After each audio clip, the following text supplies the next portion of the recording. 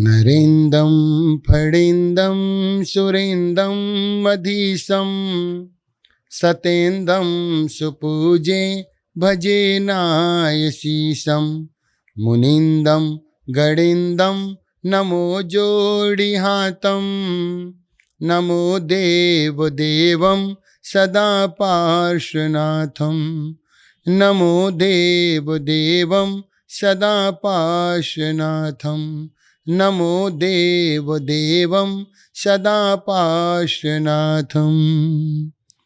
देवादिदेव पार्श्वनाथ भगवान की परम पूज्य आचार्य चक्रवर्ती आचार्य श्री शांति सागर जी महाराज की, परम पूज्य आचार्य श्री विद्यासागर जी महाराज की, परम पूज्य आचार्य श्री बसुनंदी जी महाराज की, अहिंसामयी जैन धर्म की।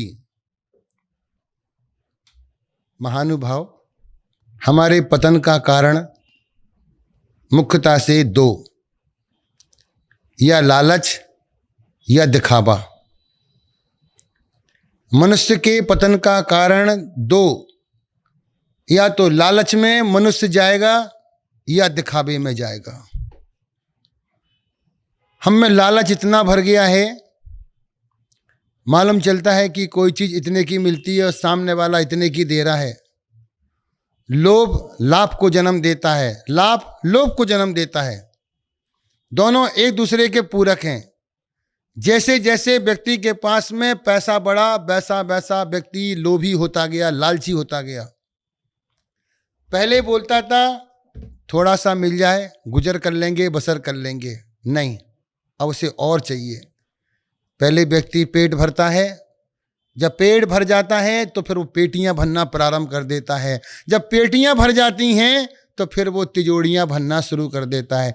जब तिजोड़ी भी भर जाती है तो फिर वो बैंकों में पैसा भरना शुरू कर देता है। लालच मनुष्य को गर्त के गड्ढे में ले जाता है। लालची व्यक्ति कभी भी सुखी नहीं रहता, और की इच्छा में वह दिन रात परिश्रम करता है, और वो आकर के यूं थक जाता है, फिर भी उसे शांति नहीं मिलती है। जब तक संतोषी नहीं बनोगे तब तक जीवन में आनंद नहीं आएगा। साधु में समता भाव और श्रावक में संतोष भाव यदि नहीं आया तो दोनों ही दुखी बने रहेंगे। लालच का त्याग कीजिए, जो प्राप्त है वही पर्याप्त है। जो तुमने पुण्य का संचय कर रखा है, जितना तुम्हें चाहिए उतना मिल चुका है। कोई व्यक्ति दरिद्र नहीं है, कमाने की कोई सीमा नहीं है।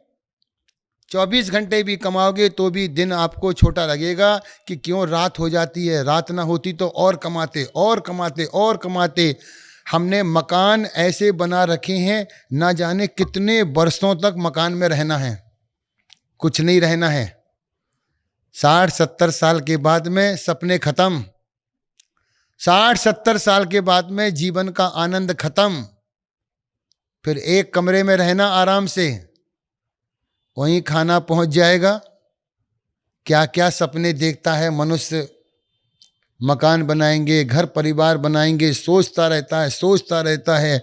और आज इतना पैसा अंबार किया लोगों ने, उन्होंने अपना शरीर का नाश कर लिया है। पहले पैसा कमाने के लिए शरीर खराब किया, अब शरीर को ठीक करने के लिए फिर पैसा कमाओ, फिर इलाज में पैसा लगाओ। तो जब तक लोभ हमारे अंदर में रहेगा, लालच, दिखावा। आज हम देखते हैं, यदि कोई व्यक्ति कर्मचारी, पेंटर, कोई व्यक्ति मिलता है और यदि वो बोलता है कि मैं 100 रुपये लूँगा, और आपको पता चल जाए कि वो व्यक्ति 80 रुपये ले रहा है, आप 100 रुपये को छोड़ करके आप 80 वाले के पहुंच जाएंगे। आज जितने मुस्लिम हैं, आपने देखा 90% सब्जी के ठेले, फल के ठेले, सभी ठेलों पे मुस्लिम व्यक्ति फल बेच रहा है, मुस्लिम व्यक्ति सब्जी बेच रहा है, क्योंकि वो आपको सस्ते दे देगा। हिंदुओं का हमारा विनाश यहीं से प्रारंभ हुआ है।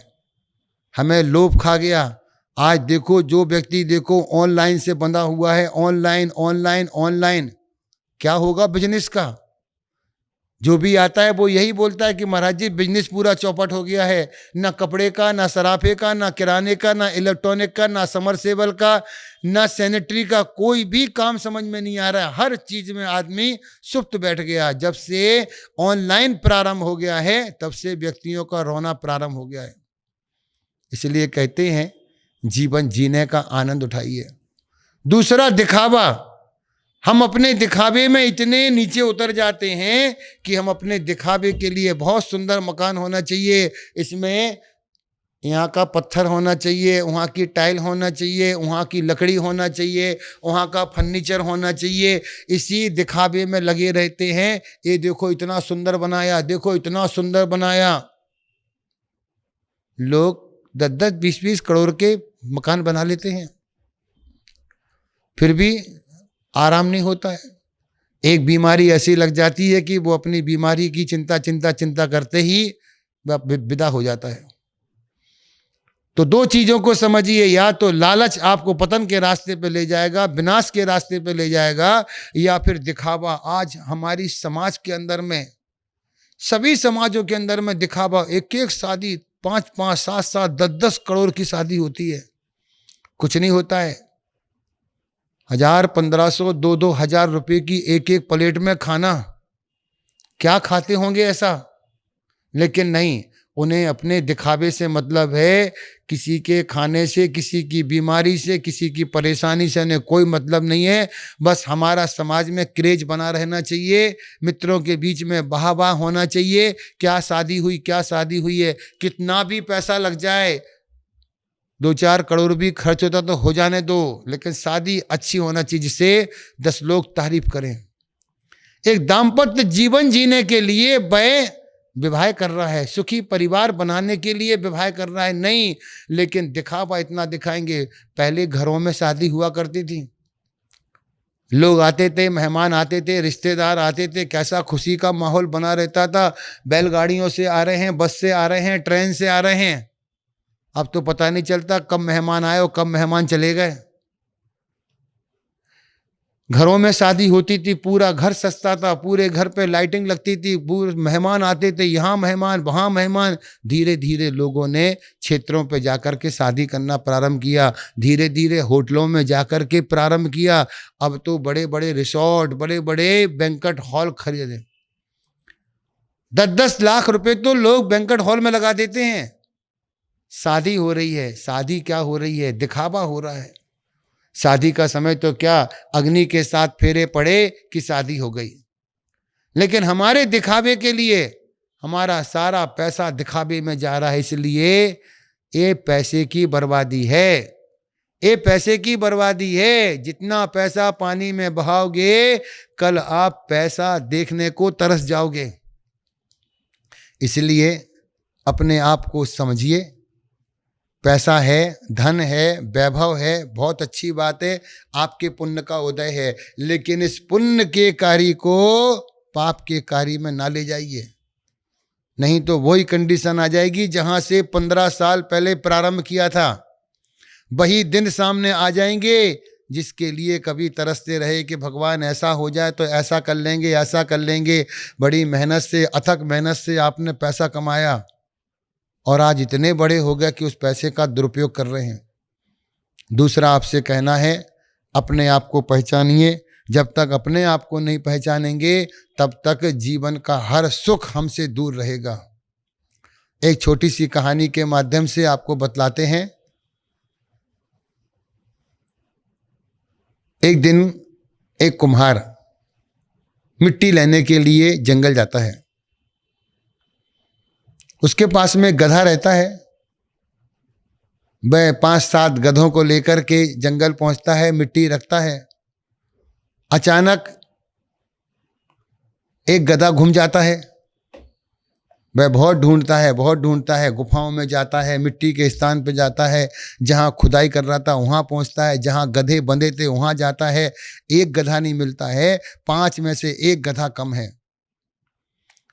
वह बोलता है, अंधियारी आ गई है, पता नहीं कैसे होगा, अंधियारी सबको निगल जाएगी। अंधियारी सबको लेके डूब जाएगी, अरे मौत का डर है। ऐसा बोलते बोलते एक गुफा में गया। एक गुफा में शेर का बच्चा बैठा हुआ था। वह शेर का बच्चा बैठा हुआ था, वह भी सुनता है अंधियारी आने वाली, सबको डस के ले जाएगी, सब खत्म कर देगी, कैसे होगा कैसे होगा। वो भी शेर का बच्चा भी डरने लगा, पता नहीं अंधियारी कौन है, अंधियारी किस बला का नाम है, अंधियारी कौन सी आपत्ति का नाम है। वो चुपचाप बैठा रहा मुंह छिपा करके। अचानक देखा गधे के मालिक ने, उसने कान पकड़ा, अच्छा यहाँ बैठा है। कान पकड़ करके सीधे उसे गधों के बीच में लगा दिया। बेचारा वो शेर का बच्चा डर के मारे, पता नहीं अंधियारी कौन है, अंधियारी कौन है। वह कान पकड़ करके गधों के बीच में ले गया, सीधा घर ले गया। दूसरे दिन सारे गधों को लेके आया, मिट्टी में लगाया। उसके 2 4 10 गधे और थे, सब गधों को ले गया। वह शेर का बच्चा भी गधों के बीच में जाकर के गधा बन गया। कुछ समय बीता। एक दिन वह सब गधे मिट्टी के लिए आए। अचानक एक शेर पहाड़ी पे खड़ा हुआ। दूर से देखता है, अचानक देखा, अरे ये तो शेर है, हमारा बच्चा है, हमारा बच्चा गधों के बीच में कैसे आ गया। उसने एक हुंकार मारी। जैसी हुंकार मारी तो नीचे से शेर के बच्चे ने हुंकार मारी। जैसी शेर के बच्चे ने हुंकार मारी, सारे गधे भाग गए। शेर को देखते ही, शेर के बच्चे को देखते ही सारे गधे भाग गए।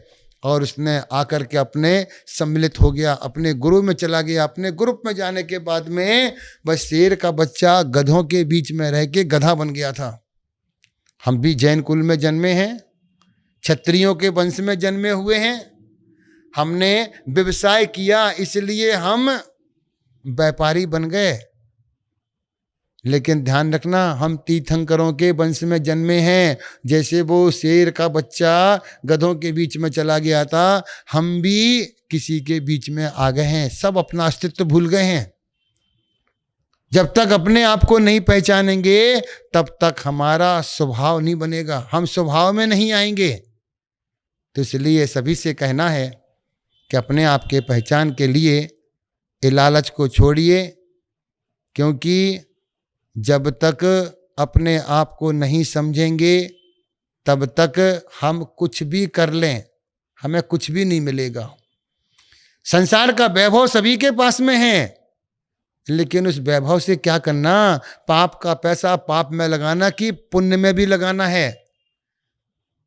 4 प्रकार के होते हैं, पापानुबंधी पुण्य, पापानुबंधी पाप, पापानुबंधी पुण्य, पापानुबंधी पाप, पुण्यानुबंधी पाप, पुण्यानुबंधी पुण्य। आपने पैसे को पाप से कमाया लेकिन फिर आपने पाप में लगा दिया, और एक व्यक्ति ने पाप से कमाया पैसा और पुण्य में लगा दिया। एक व्यक्ति ने पुण्य से कमाया पुण्य में लगा दिया, एक ने पुण्य से कमाया पाप में लगा दिया। इसलिए आप इसको समझिए, व्यापार भी एक पुण्य का साधन हुआ करता है। आप कैसे भी पैसे कमा लेते हो, लेकिन पैसे का सदुपयोग कहाँ करना है? क्योंकि कमाओ ईमानदारी से और खर्च करो समझदारी से। कहाँ उपयोगिता है, कहाँ पैसा लगाना है? जहाँ चाहे पैसा मत लगाइए, जिस स्थान पे जरूरत है वहाँ पैसा लगाइए। यहाँ वहाँ पैसा बांटते रहोगे, एक दिन खाली हो जाओगे। इसलिए अपने आप को पहचानने से ही जीवन का सार समझ में आएगा, जीवन का मतलब समझ में आएगा। थोड़ा सा ठहरिए, भागते भागते थक गए हो, थोड़ा ठहरिए। ठहरे हुए पानी में अपना चेहरा नजर आता है। ठहरा हुआ व्यक्ति जीवन के रास्ते को खुद चुन लेता है, लेकिन जो पानी बहता हुआ होता है, जो पानी खौलता हुआ होता है, उसमें कभी अपना चेहरा नहीं दिखता है। चेहरा देखने के लिए पानी का ठहराव होना जरूरी है, तभी हम अपने आप को जान पाएंगे। उसी प्रकार आप ठहरिए, भागम भाग में कहाँ भागते जा रहे? सुबह से लेके शाम तक खाने का पता नहीं है, भगवान का पता नहीं है, पुण्य का पता नहीं है, कभी तीर्थों की यात्रा पे नहीं जाते हो। 24 घंटे कमाना कमाना, रात तक कमाते रहते हो। अरे जीवन का आनंद कब उठाएंगे? जो कमाया उसको देखिए। कहीं ऐसा ना हो कि आपका पैसा आप ही खर्च ना कर पाए। आपने इतनी मेहनत से पैसा कमाया, कल के दिन आपके बच्चों के हाथ में आपका व्यापार चला जाएगा, फिर आप एक एक पैसे को तरस जाओगे। आपका बेटा मौज लेगा आपके पैसे से, आप दूर से देख देख करके रोते रहेंगे, मेरा पैसा, मैंने कमाया, मेरा पैसा। लेकिन वो पैसा आपका नहीं होगा। इसलिए पैसा कमाते कमाते थोड़ा पुण्य भी कमाइए। पुण्य कमाएंगे। आपके पास में चेकबुक होती है, आप जेब में चेकबुक लेकर के घूम रहे हैं, लेकिन बैंक में बैलेंस पैसा ही नहीं है, तो चेकबुक भी क्या करेगी आपका। आप चेकबुक जेब में लेकर के घूम सकते हैं, लेकिन पैसा नहीं मिलेगा।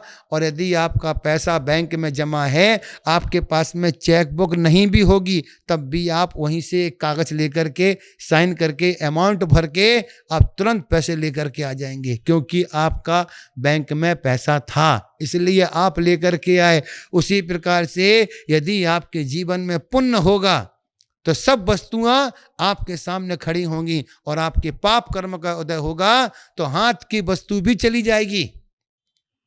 पुण्य कमाइए, पैसे के साथ साथ पुण्य भी कमाइए, क्योंकि पुण्य ही जीवों का रक्षण करता है, पुण्य ही जीवों की रक्षा करता है। जितने भी संसार में जीव सुखी दिख रहे हैं, ये सभी पुण्य के प्रभाव से, बिना पुण्य के किसी वस्तु को कोई वस्तु नहीं मिलती है। जब तक पुण्य का उदय नहीं होगा, वस्तु आपके पास आ भी जाएगी तो भी चली जाएगी।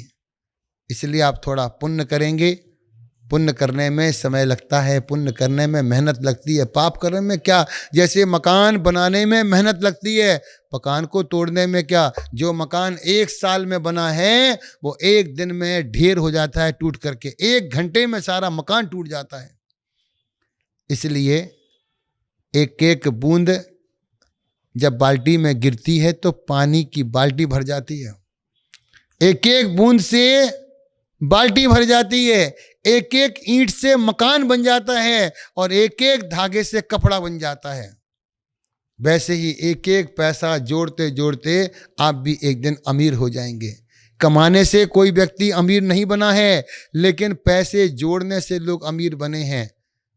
आप पैसा भी जोड़िए, आप पुण्य भी जोड़िए। पुण्य होगा, आप उस वस्तु का भोग कर सकते हैं, नहीं तो आपकी कमाया हुआ सब कुछ आपके पास में रहेगा।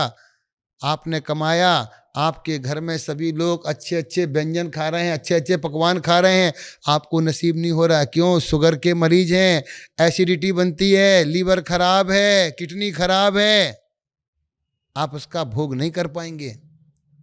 वस्तु के भोग के लिए भी पुण्य चाहिए, बिना पुण्य के कोई वस्तु नहीं मिल सकती है। और जिस व्यक्ति का पुण्य का उदय होता है, उसके लिए 16 प्रकार के सुख मिलते हैं। पहला सुख निरोगी काया, दूजा घर में हो माया। ऐसे 16 प्रकार के सुख होते हैं। उन सुखों को प्राप्त करने के लिए पुण्य की जरूरत है। पुण्य को बढ़ाइए। पुण्य बड़ा बलवान होता है, और पुण्य ऐसा होता है जो जंगल को भी मंगल बना देता है, जो कुटिया को भी महल बना देता है, जो मिट्टी को भी सोना बना देता है। जिसके जीवन में पुण्य होता है वो दुनिया भर में मौज करता है, लेकिन पापी व्यक्ति अपने घर में ही दुखी रहता है। पुण्य पाप की परिभाषा को समझिए। ये पुण्य पाप केवल पुस्तकों में लिखने के लिए नहीं है।